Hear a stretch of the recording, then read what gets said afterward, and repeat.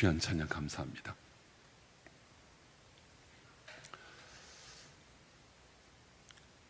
간혹 이제 보면 이런 말씀을 하는 분이 계셔요. 신혼 때가 좋았다. 이제 그런 말씀이요. 신혼 때가 참 좋았다. 그 말씀은 무슨 얘기입니까? 지금은 썩 그렇게 행복하지 않다는 거죠. 신혼 때가 참 좋았는데 지금은 부부 문제가 조금 있다는 거죠. 가정에 어려움이 있다는 거죠. 그러니까 신혼 때가 좋았다 그런 말 하잖아요. 그러니까 신혼 때가 좋았다는 말은 신혼 때는 좀 이렇게 두근거림도 있었고 뭔가 설레임도 있었고 기대감도 있었고 뭔가 모르는 이렇게 기쁨도 있었고 그랬는데 지금 설레임도 없고 두근거림도 없고 어떤 감격도 없고 그냥 맹숭맹숭하고 그랬다는 거죠. 신앙생활을 하는 분들도 비슷한 말을 해요. 신앙생활 하는 분들 가운데도 옛날이 참 좋았어. 옛날이 참 좋았어. 그때 집사일 때가 참 좋았어. 그때 교회 막 등록하고 나서 그때 참 구역 예배 또 우리 여전도회 기도회 참 좋았어. 그 말은 무슨 말입니까? 그때는 설레임이 있었다는 거죠. 기대가 있었다는 거죠. 마음에 감격이 있었다는 거죠. 여러분, 신앙생활은요, 과거가 좋았어, 예전이 좋았어, 예전일을 가지고 사는 것 신앙생활이 되어서는 안 됩니다. 신앙생활은 오늘이 좋아야 합니다. 어제보다 오늘이 더 좋고 더 감사하고 또 오늘 이렇게 지내면서 내일이 더 기대가 되고 또 내일에 더 소망이 보이고 그것이 신앙생활이 되어야 됩니다. 그것이 어떻게 이루어지냐 하면 주님을 만날 때 가능한 것입니다. 자꾸 예전 일이 좋았어, 예전에 그때가 신앙생활 할 때가 참 행복했어, 그 말은 그때 만났던 주님을 지금은 더 이상 교제가 끊어졌다는 겁니다. 여러분, 주님은 변함이 없잖아요. 주님의 능력, 주님의 사랑, 주님의 은혜, 주의 역사 변함이 없는데 내가 지금 그분과의 교제가 멈춰 있다는 겁니다. 끊어져 있다는 겁니다. 그러니까 자꾸 하는 얘기가 옛날이 좋았어, 예전이 좋았어, 그런 말을 하는 거죠. 저는 오늘 수요예배 나오신 여러분들이 바쁘고 또 분주한 시간 가운데도 이 시간 나왔을 때에는 이 시간을 통해서 주님을 만나는 감격이 있었으면 좋겠어요. 여러분들이 돌아갈 때 오늘 나에게 주신 이 말씀이 나에게 감격이 되어서 오늘 참 좋다, 또 이 주간도 기대가 된다, 앞으로 나의 삶도 하나님이 어떻게 이루실지 내 마음에 설레임이 있다, 이러한 믿음의 고백이 우리 성도들에게 있기를 주님의 이름으로 축복합니다. 오늘 이제 말씀은 그리스도인의 생활 지침서, 오늘은 30번째 시간입니다. 고린도전서 강의 30번째 시간인데 고린도전서 13장을 가리켜서 뭐라고 말하죠? 사랑장 이렇게 말하죠. 별명을 사랑장. 히브리서 11장을 믿음의 장 그렇게 말을 하죠. 그런데 여러분, 오늘 이제 여러분과 함께 보는 고린도전서 15장에는 별명이 있습니다. 이것을 부활장 이렇게 말합니다. 부활장.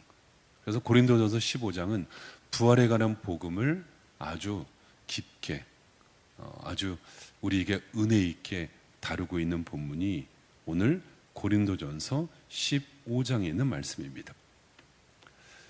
왜 사도 바울이 지금 여기에서 고린도 교회 교인들에게 지금 이 부활에 관한 부분을 한 장에 걸쳐서 아주 심도 있게 아주 깊게 영적으로 왜 말하고 있을까? 왜 이 부활에 관한 복음을 전하고 있을까요? 오늘 우리가 기대하고 또 사모하는 그 복음의 말씀 가운데 이 부활에 관한 이 말씀이 왜 중요할까요? 오늘 말씀의 배경은 여러분들 제목에서 아는 것처럼 배경은 고린도입니다. 고린도가 어디 있습니까? 고린도가 지금의 그리스에 있습니다. 그리스. 여러분, 그리스의 수도는 아테네죠. 성경은 아테네를 아덴 그렇게 말하고 있어요. 그러니까 성경에서 아덴이라고 말하면 그것이 곧 아테네를 말하는 겁니다. 그런데 이 그리스, 이것을 그리스를 히랍이라고도 말하는데, 이 그리스에는 두 번째 큰 도시가 바로 아테네였습니다. 아테네. 첫 번째 큰 도시가 아테네였고, 두 번째로 큰 도시가 고린도였습니다. 제1 도시가 아테네, 제2의 도시가 고린도. 왜냐하면 이 고린도는 아테네에서 조금 떨어져 있는데 항구 도시였습니다. 그러다 보니까는 이 그리스에 오는 지중해 바다를 통해서 들어오는 모든 물동량을 조절하고 그 무역을 중개하는 그 지역이 어디였냐면 고린도라는 지역이었다는 거죠. 그러다 보니까는 이 고린도는 아테네와 똑같이 히랍의 문화, 그리스의 문화와 그리스의 철학의 영향을 받았다는 거예요. 여러분 아시죠? 학교 다닐 때, 뭐 중고등학교 때나 대학 때 철학 공부하면, 윤리학에서 철학에 관한 부분을 공부하면 가장 많이 다루는 게 서양 철학에서 그리스 철학이잖아요. 히랍 철학이잖아요. 그럴 정도로 히랍, 이 그리스는 철학의 중심지였습니다. 그러니까 히랍, 그리스가 철학의 중심지다 보니까는 그 철학적인 영향을 아테네와 고린도가 직접 받은 거예요. 많은 철학자들의 그 주장과 논리, 그리고 연설, 그런 것들이 도시에 있다 보니까 고린도에 있는 많은 사람들도 그러한 철학적인 생각에 많이 심취해 있었다는 거죠. 그런데 여기서 심각한 문제가 뭐냐 하면 히랍 철학, 그리스 철학의 핵심 중에 하나가 부활을 인정하지 않는 거예요. 부활이란 단어 자체를 인정하지 않는 거예요. 그리스 철학이 뭐 철학 얘기하면 참 골치가 아프죠. 철학 얘기하면 여러분들 좀 골치 아프고 이해하기 어렵지만, 이제 오늘 고린도전서 15장을 이해하기 위해서는 그 당시에 그리스 철학의 몇 가지 중요한 흐름을 여러분들이 알고 있어야 돼요. 그래야지 고린도전서 15장 말씀을 여러분들이 좀 쉽게 이해할 수 있다는 거예요. 뭐냐면 고린도 교회 또 그 아테네 이 중심으로 해서 그 히랍의 철학에는 세 가지의 중요한 흐름이 있었는데, 세 가지의 중요한 흐름을 사도행전에서 직접 다루고 있어요. 여러분 사도행전 보세요. 사도행전 17장. 바울이 아테네에 갔을 때 이야기인데, 거기에서 아테네에서 사도 바울이 그 철학자들하고 논쟁을 벌여요. 철학자들하고. 거기가 어디냐면 아레오바고라는 곳이에요. 아레오바고. 여러분들 왜 무슨 사진이나 뭐 영화 같은데 보면 그 아테네 이렇게 파르테논이라는 신전이 있고 이렇게 신전 나오잖아요. 아크로폴리스라고. 바로 그 신전 아크로폴리스, 그 파르테논 신전이 있는 바로 그 지역, 바로 거기 같이 붙어 있는 곳이 바로 어디냐면 아레오바고인데, 그 아레오바고에 가서 사도 바울이 철학자들하고 이 논쟁을 벌여요. 논쟁. 소위 뭐 쉬운 말로 말싸움을 해요. 서로 말싸움을 벌여요. 거기에서 이제 그 장면이 사도행전 17장에 나오는데, 뭐라고 나오는지 17장 거기에 보면 바울이 만나는 철학자들이 나와요. 어떤 철학자들인지 17장 18절 찾으셨으면 한번 같이 읽어볼까요? 18절 시작. 어떤 에피쿠로스와 스토아 철학자들도 바울과 쟁론할세, 어떤 사람은 이르되 이 말쟁이가 무슨 말을 하고자 하느냐 하고, 어떤 사람은 이르되 이방신들을 전하는 사람인가 보다 하니 이는 바울이 예수와 부활을 전하기 때문이러라. 아멘. 거기에서 바울이 예수님 이야기를 하고 부활 이야기를 했어요. 누구에게요? 아레오바고라는 그 철학자들이 모여있는 그 언덕에서 그 철학자들에게 부활 얘기를 한 거예요. 그런데 그 부활 얘기를 했을 때 막 싸움이 벌어진 거예요. 이건 도대체 무슨 말 같지 않은 소리야? 도대체는 말 같지 않은 자, 저 바울은 도대체 어떤 자야? 왜 여기 와서 이런 시끄러운 말을 떠들어? 이렇게 말싸움이 벌인 거예요. 근데 거기에 두 가지의 철학자들이 있었는데 누가 있었다고요? 에피쿠로스, 좀 발음이 어렵죠? 에피쿠로스, 또 스토아 철학자, 이렇게 나와요.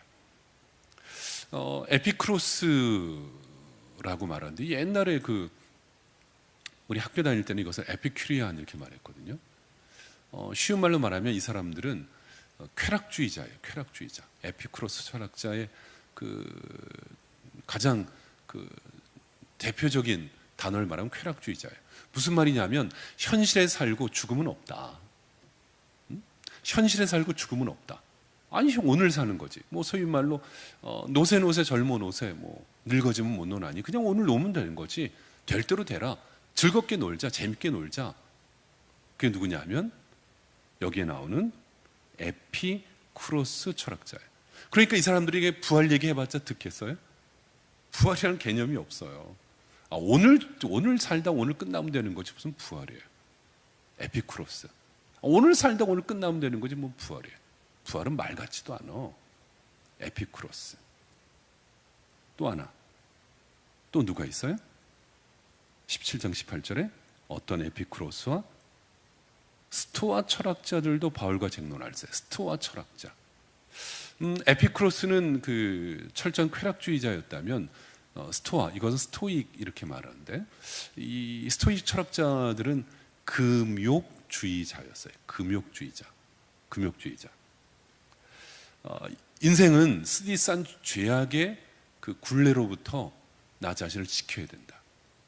죄악, 쾌락의 죄악. 그런 죄악의 쾌락의 고통에서부터 나를 지키기 위해서 항상 근신해야 된다. 그러니까 철저하게 금욕주의자를 보니까는 자기를 학대하고 자기를 지키고 그런 사람들이 바로 스토이 철학자, 스토아 학파였다는 거예요. 이 사람들은 이제 죽음을 어떻게 생각하냐면 죽음은 신과 연합하는 것 그렇게 생각했어요. 그러니까 죽으면 결국 나는 사라진다고 생각했어요. 나는 사라지고 신과 연합하여서 신이 된다. 그래서 나는 철저하게 금욕해야 된다. 이게 여기 나온 스토아 학파였다는 거죠. 그러니까 여러분 여기 나오는 에피쿠로스, 지금 성경에 나오는 에피쿠로스와 스토아 학파의 가장 궁극적인 질문은 뭐냐면 어디서 시작하냐면 죽음입니다. 죽음. 결국 모든 문제는 죽음에서 시작하잖아요. 그렇잖아요? 여러분 우리의 신앙의 질문도 죽음 아닙니까? 신앙의 마지막의 답도 바로 죽음에서 답을 찾아야 되는 거 아닙니까? 어떤 주일학교 선생님이 그 얘기 들어보셨어요? 어떤 주일학교 선생님이 아이들에게 질문했대요. 어린이 여러분, 천국 가려면 어떻게 하면 되죠? 여러분 천국 가려면 어떻게 하면 됩니까? 어린이 여러분, 천국 가려면 어떻게 하면 되죠? 그랬더니 한 꼬마아이가 그러더래요. 죽으면 돼요. 그랬다는 거예요. 죽으면 돼요. 그러니까 선생님이 원했던 답은 천국 가려면 어떻게 하면 되죠? 예수 믿어야 가요. 이게 답인데 그 녀석은 죽으면 돼요. 그렇게 말했다는 거예요. 엉뚱한 말이지만 그것도 사실 답이기도 하죠. 일단 죽어야지 가죠. 죽어야지 가죠. 그러니까 지금 죽음에 부딪힌 문제가 결국 극단적인 양쪽으로 나눠졌는데 하나는 에피쿠로스, 하나는 스토아였다는 거죠. 그런데 그리스 철학의 그 당시에 그리스 철학에 또 하나의 세 번째 부류가 있었는데 그게 뭐냐면 이원론적인 철학자들이 있었다는 거예요. 이원론적인 철학자. 여러분이 잘 아시는 사람들 누굴까요? 아리스토텔레스, 플라톤 이런 사람이 이원론적인 철학자였어요. 뭐 이걸 말하면 아주 복잡하고 골치가 아프니까 쉽게 말하면 사람의 몸과 영혼이 있는데 사람과 몸과 영혼을 철저하게 분리해서 생각하는 거예요. 사람의 몸과 영혼을 철저하게 분리해서. 무슨 말이냐면 이 영혼과 육체가 분리되어지는데 영혼은 영원히 산다. 육체는 없어진다. 육체는 없어지고 말 것이고 영혼은 영원히 산다. 이것을 분리해서 말하는 사람이 플라톤이라는 사람이죠. 그래서 영혼의 가치를 아주 높인 사람이에요. 영혼의 가치. 영혼의 가치를 높이고 숭상한 사람이 플라톤이에요. 그래서 뭐 사랑도 뭐 플라토닉 러브 뭐 그런 거 있잖아요. 영혼으로 사랑하는 플라톤의 사랑. 근데 여러분 이렇게 말하면 조금 우리 기독교와 비슷하지 않을까 이렇게 착각하는 분이 있는데 전혀 그렇지 않아요. 기독교하고는 전혀 달라요. 여러분 우리가 믿는 기독교의 믿음은 육체가 사라지고 없어질 게 아니에요. 물론 우리의 육체가 배도 고프고 아프기도 하고 고통스럽기도 하고 통증도 느끼고 또 괴로워하기도 눈물도 나고 참 어렵지만 예수 그리스도께서 다시 오실 때 우리의 몸이 같이 부활하는 것을 우리가 믿는 거예요.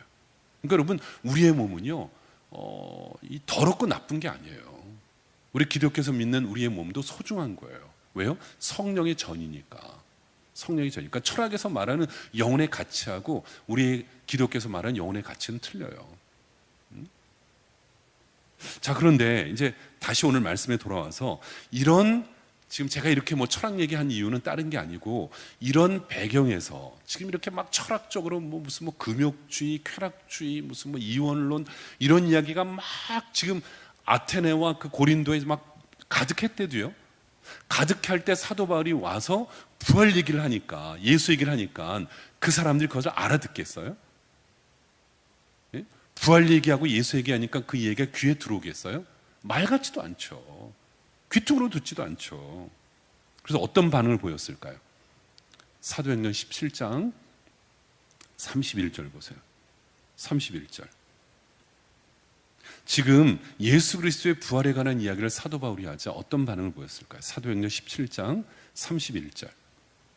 31절 우리 한번 읽어볼까요? 31절 시작.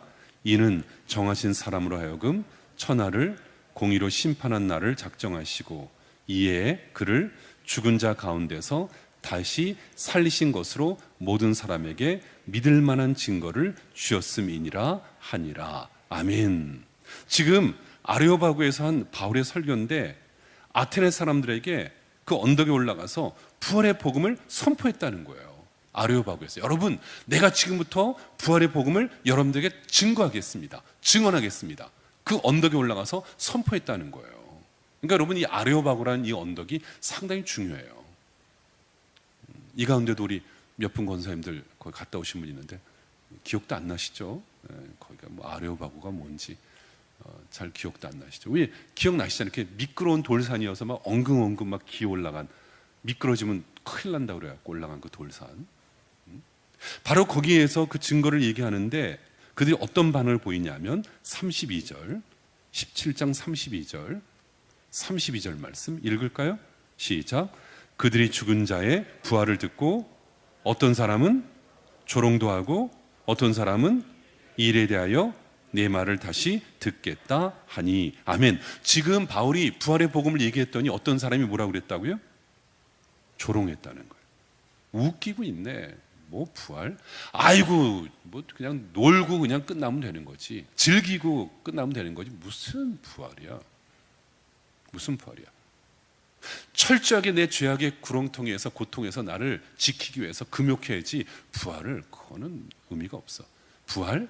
아니 영혼이 영원히 지내는 것, 영원히 사는 것, 그것은 우리도 주장하는데 뭐 몸과 함께 부활한다고?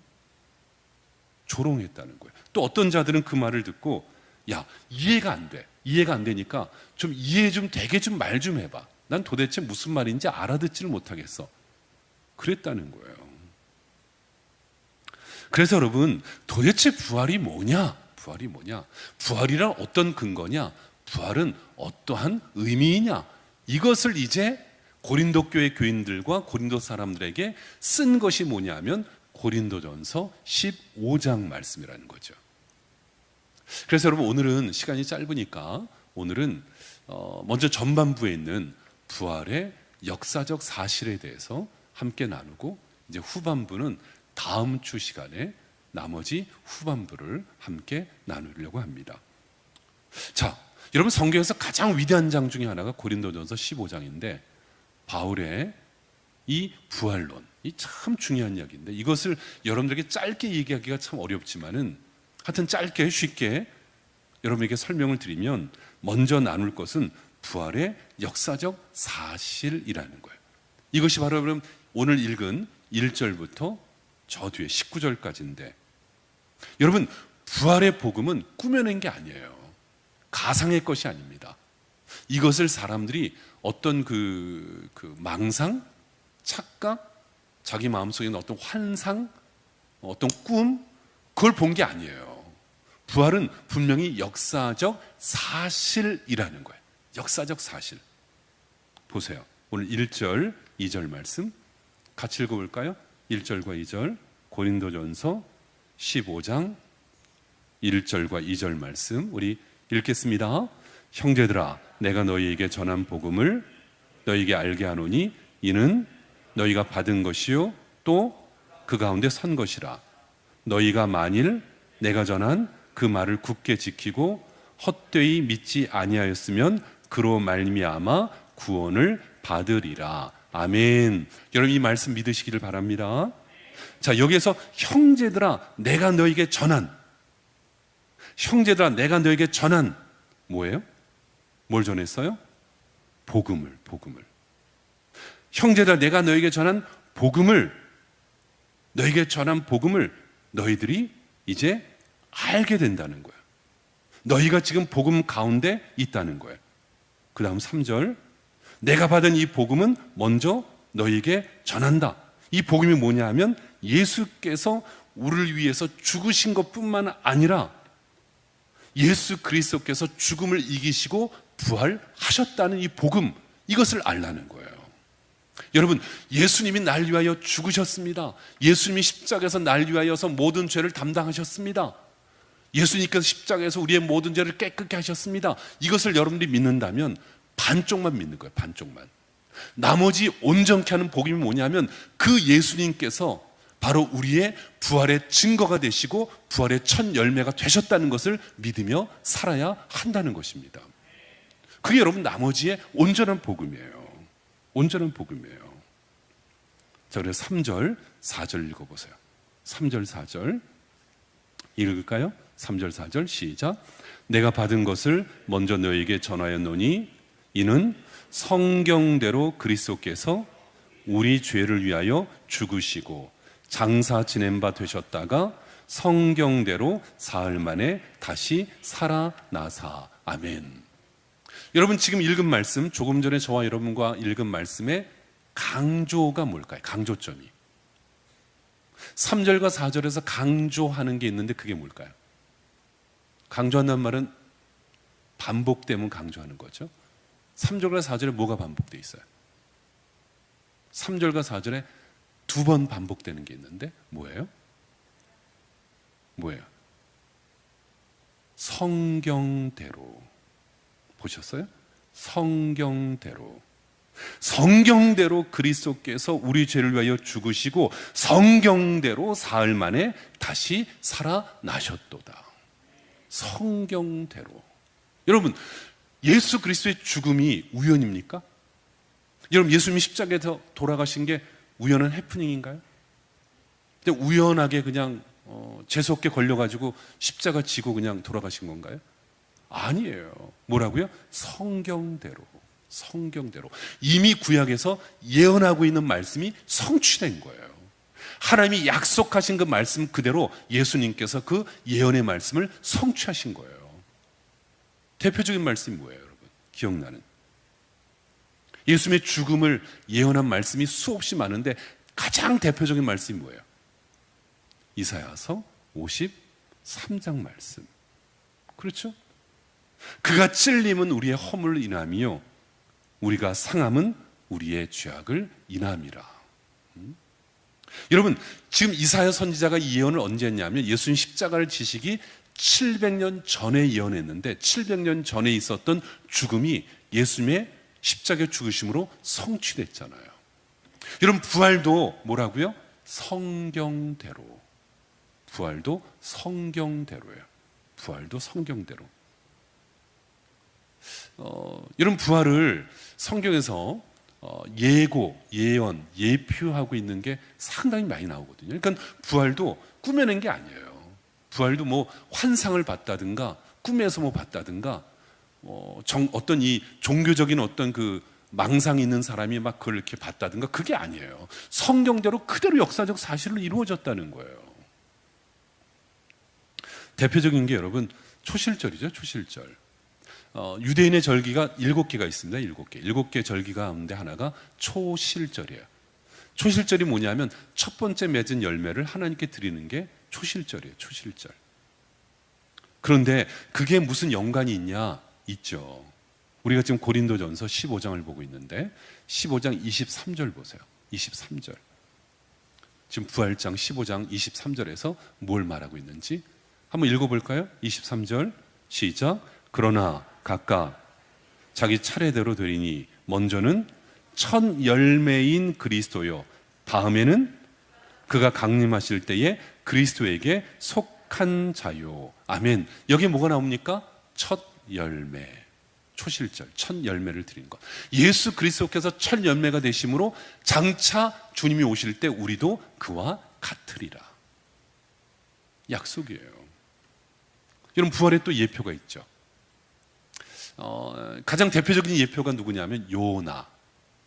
여러분, 왜 요나가 예수님 부활의 예표일까요? 요나 아세요? 요나가 하나님의 말씀을 거역하고 저가 반대 방향으로 도망가다가 큰 물고기가 삼키잖아요. 요나를. 큰 물고기가 뱃속에 삼키잖아요. 그 뱃속에서 요나가 며칠 있었나요? 요나가 큰 물고기 뱃속에서 3일 낮밤을 있었습니다.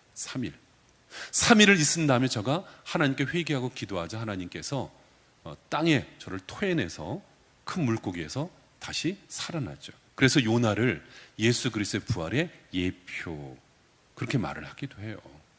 여러분, 성경 구절은요 수없이 많아요. 예수님의 부활을 얘기하고 있는 성경 구절은 수없이 많아요. 수없이. 여러분, 대표적으로 시편 말씀 읽어볼까요? 시편 16편 말씀이요. 시편 16편 10절 말씀, 10절 우리 한번 읽어보겠습니다. 16편 10절 한번 읽어볼까요? 시작. 이는 주께서 내 영혼을 스올에서 버리지 아니하시며 주의 거룩한 자를 멸망시키지 않으실 것임이니이다. 아멘. 여러분, 잘 기억하셔야 돼요. 지금 11절도 한번 읽어보겠습니다. 11절 16편 11절 시작. 주께서 생명의 길을 내게 보이시리니 주의 앞에는 충만한 기쁨이 있고 주의 오른쪽에는 영원한 즐거움이 있나이다. 아멘. 여러분, 제가 왜 이 말씀을 드리냐면 이제 사도행전을 열어보세요. 사도행전, 신약성경 사도행전 2장. 사도행전 2장에 보면 이게 뭐냐 하면 지금 베드로가 설교하는 내용이에요. 베드로가 오순절에 설교를 하는데 저가 설교할 때 예수님의 십자가의 죽으심과 부활을 얘기하거든요. 그런데 예수님의 십자가의 죽으심과 부활을 얘기하면서 뭐라고 말하는지 27절이요. 27절. 베드로가 설교하는 중에 뭐라고 말하는지 27절. 2장 27절 읽겠습니다. 이는 내 영혼을 음부에 버리지 아니하시며 주의 거룩한 자로 썩음을 당하지 않게 하실 것임이로다. 아멘. 이 말씀이 지금 어디에 나오는 거예요? 아까 시편 16편 10절에 나왔던 말씀을 설교하면서 그 얘기를 하는 거예요. 예수님의 부활도 이와 같다. 예수님의 부활도. 그 다음 28절이요. 28절 읽겠습니다. 2장 28절 시작. 주께서 생명의 길을 내게 보이셨으니 주 앞에서 내게 기쁨이 충만하게 하시리로다 하였으므로. 아멘. 이 말씀은 아까 어디 나왔죠? 시편 16편 11절에 나왔던 말씀을 다시 또 얘기하고 있는 거예요. 지금 베드로가 부활을 얘기하면서. 그러니까 여러분, 무슨 얘기입니까?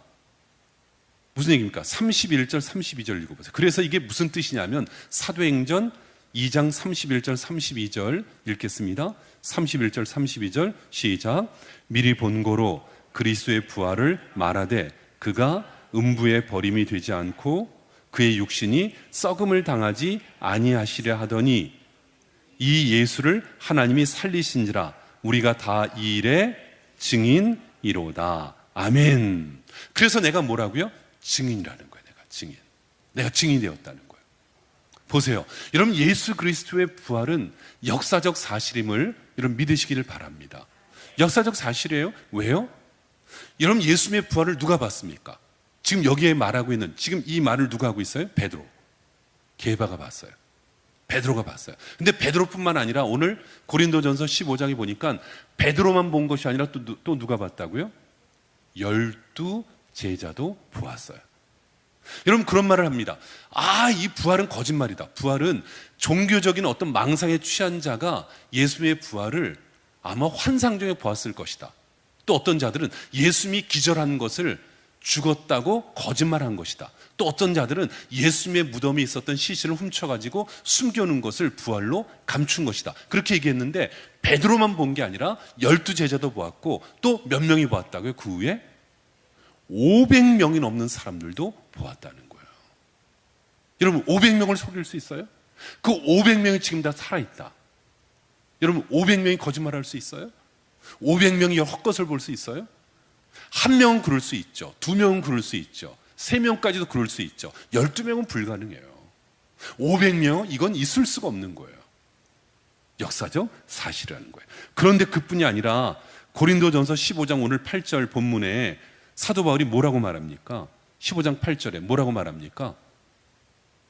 15장 8절에 같이 읽어볼까요? 뭐라고 말했는지?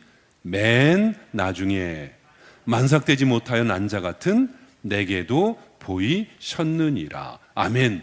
맨 나중에는 누구도 봤다고요? 나도 봤다는 거예요. 나도 만삭되지 못한 자. 여기 만삭되지 못한 자, 이 말이 헬라어로 액트로마티 그러는데 그 잘라서 버릴 가지라는 뜻이에요.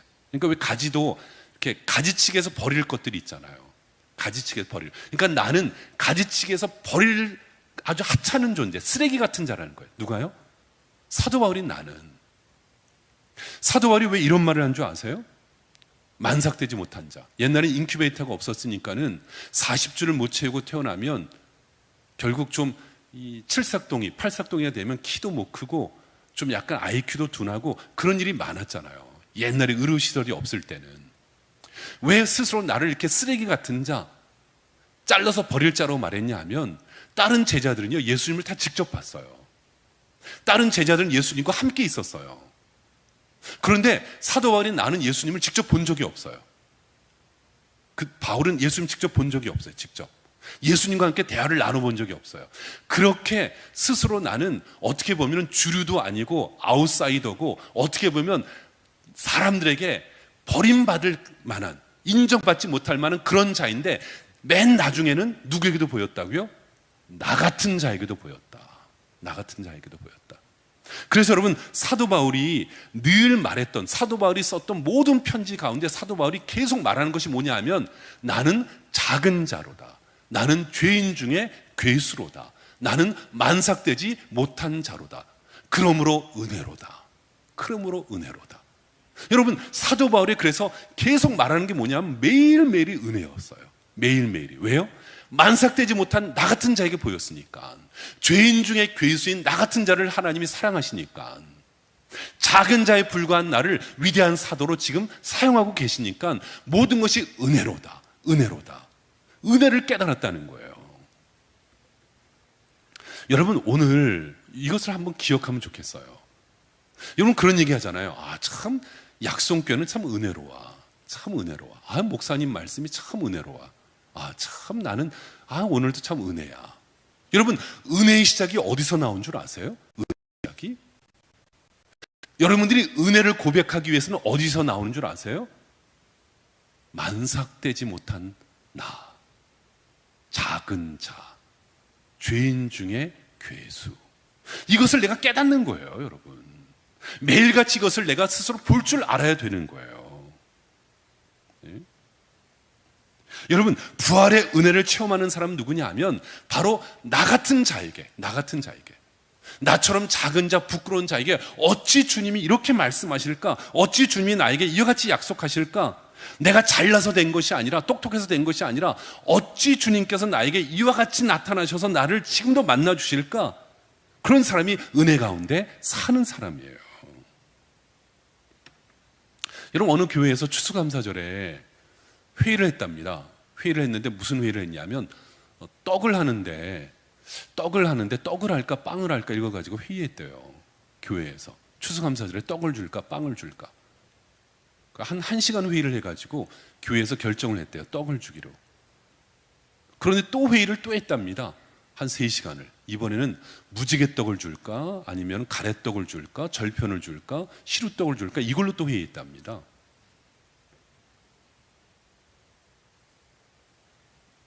여러분, 자기의 주장, 자기의 고집, 자기의 판단 이것이 있으면 은혜가 안 돼요. 절대로 은혜를 못 받아요. 하지만 사도 바울처럼 하나님 앞에 만삭되지 못한 나에게, 작은 자에게, 죄인 중에 괴수인 나에게 이런 낮은 자리에서 주님의 약속을 바라볼 때, 주의 말씀을 들을 때 은혜가 되는 줄로 믿으시기를 바랍니다. 여러분, 나 같은 자에게 나타나셨다는 거예요. 나 같은 자에게. 자, 그런데 오늘 본문 고린도전서 15장 13절 14절 보세요. 15장 13절 14절에 보면 여기에 한 걸음 더 나아가서 그 믿음이, 그 신앙이, 부활의 신앙과 부활의 믿음이 바로 우리에게 가장 중요한 핵심이고 본질임을 말해요. 13절 14절 읽겠습니다. 시작. 만일 죽은 자의 부활이 없으면 그리스도도 다시 살아나지 못하셨으리라. 그리스도께서 만일 다시 살아나지 못하셨으면 우리가 전파하는 것도 헛것이요 또 너희 믿음도 헛것이며. 아멘. 여러분, 여기 어떤 단어가 강조되어 있습니까? 14절에 반복되는 것이라고 그랬죠. 어떤 것이 강조되어 있습니까? 헛것이요. 여러분, 주님이 살아나지 않았다면 우리가 전도하는 것도 헛것이요. 주님이 부활하지 않았다면 우리가 예수 믿는 것도 헛것이요. 주님이 부활하지 않았다면 우리가 예배를 드리는 것도 다 헛것이다. 헛것이다. 왜요? 부활이 없는 믿음은 쓰레기예요. 부활이 없는 믿음은 헛된 거예요. 부활이 없는 믿음은 휴지 조각에 불과한 거예요. 그러나 예수 그리스도께서는 2000년 전에 게바에게 보이셨고 12제자에게 나타나셨고 500의 형제들에게 나타나셨으며 만삭되지 못한 정말 부끄럽고 부끄러운 나에게도 부활의 주님이 찾아오셨음을 꼭 믿으시기를 바랍니다. 이것을 어떻게 한다고요? 마틴 루터가 그랬어요. 이 부활의 복음을 증명하기 위해서 하나님은 1년에 한 번씩 봄을 주셨다. 부활의 복음을 깨닫게 하기 위해서 1년에 한 번씩 하나님은 나에게 봄을 주셨다. 그렇지 않아요? 그래서 루터는 계속 말해요. 저 돋아나는 잎사귀를 보아라. 저 파란 꽃잎들을 보아라. 우리 주님은 부활의 약속을 저 잎사귀마다 꽃잎마다 새겨 놓았도다. 여러분, 요즘 이렇게 쭉 다니다 보면 너무 예쁘지 않아요? 너무 아름답지 않아요? 그 얼어붙은 그 동토, 얼어붙은 대지에, 얼어붙은 그 땅에 생명이 돋아나는 역사를 보면 얼마나 놀라웁니까? 얼마나 귀합니까? 여러분, 교회에서 계란 그 씨 나눠드렸잖아요. 다 이렇게 튀어났죠? 아직도 안 올라왔어요?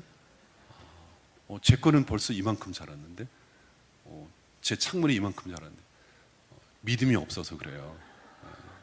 거기다 대고 주여 믿습니다 해야 되는데 믿음이 없으니까. 제 건 벌써 이만큼 자랐대도요.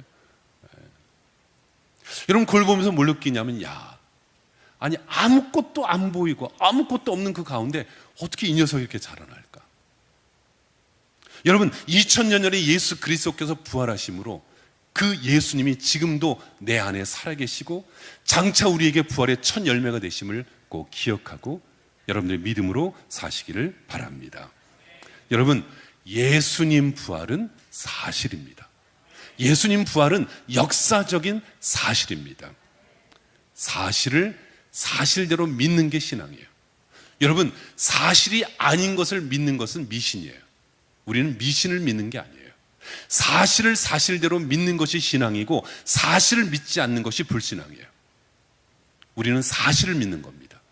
헛것을 믿는 것이 아니라 성경대로 이루어진 것을 그대로 믿는 것입니다. 그리고 성경의 약속대로 부활의 약속이 이루어진 것처럼 오늘 예배를 드리는 여러분들에게도 하나님이 주신 하나님의 약속이 사실대로 응답됨을 꼭 믿으시기를 바랍니다. 주님은 부활하셨습니다. 그 부활이 나의 부활이고 인류의 소망인 줄로 믿습니다. 기도합니다. 아버지 하나님, 주님께서 이 땅에 2000년 전에 오셨고 주님 이 땅에 오심으로 우리를 위하여 십자가에 달려 돌아가셨음을 우리가 믿습니다. 그러나 그 죽음이 죽음으로 끝난 것이 아니라 부활로 완성하신 것을 믿습니다. 주님의 그 부활로 모든 것을 해결하셨으니 주여, 내 인생의 문제, 우리의 가정의 어려움, 이 땅의 인류의 모든 고통을 주님께서 해결하여 주시옵소서. 예수님의 이름으로 기도하옵나이다. 아멘.